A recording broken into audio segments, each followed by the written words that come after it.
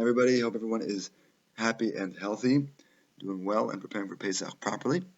I wanted to share with you a thought of the Netziv Zatzal.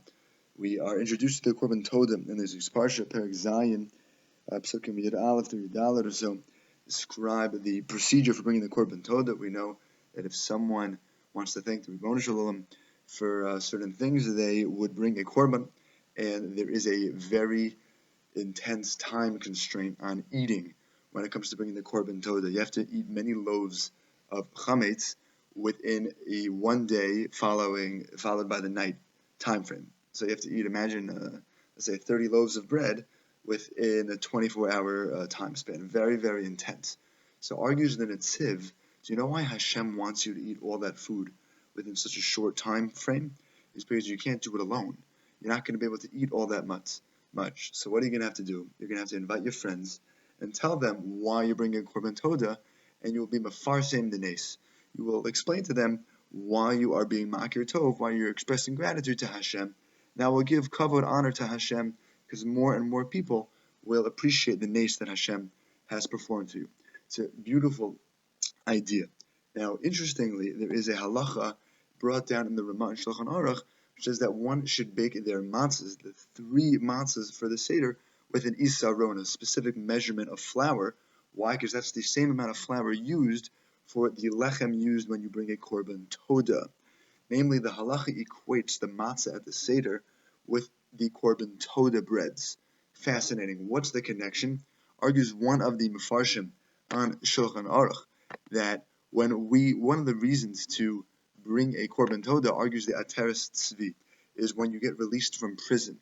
So too, at the Seder night, we are expressing a korban todah, so to speak, with the matzah, as if we were free from prison because we left Mitzrayim.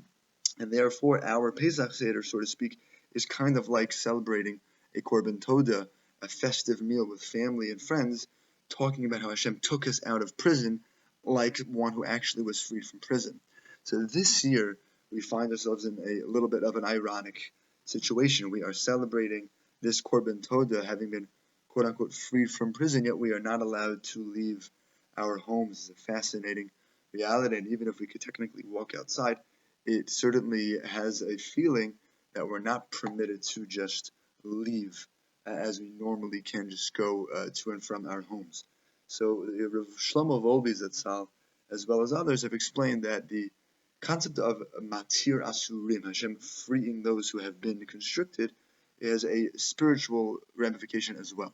Rav Volbe explains that people often feel constrained in their own personalities, their own, iniquities, and the idea being, inadequacies, and the idea being that when you break through, let's say, a bad habit, a phobia, that is an element of breaking out of bondage. Matir asurim, we praise Hashem every morning that He literally releases those who are confined, who are constrained.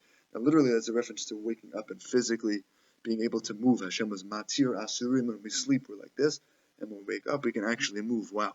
But on a spiritual level, we might be fighting an addiction.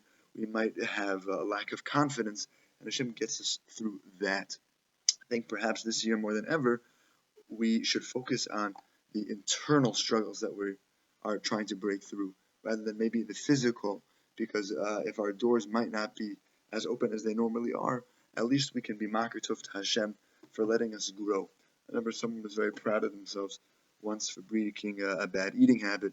A friend once told me that he was literally addicted to sports, and he couldn't think about anything else, and he really viewed it as a genuine accomplishment to break out of his addiction with sports. Again, it's not the worst thing in the world to enjoy sports, but I think we could all appreciate a personal hakaras tov to Hashem for letting us grow spiritually, and we should all be zocheh to enjoy that Suda this year and celebrate how far we've grown since last Pesach, and we should be zocheh to continue to grow this coming year, b'meher v'emeinu, as we ultimately grow as a nation to Yerushalayim HaKodesh. Have a wonderful Shabbos.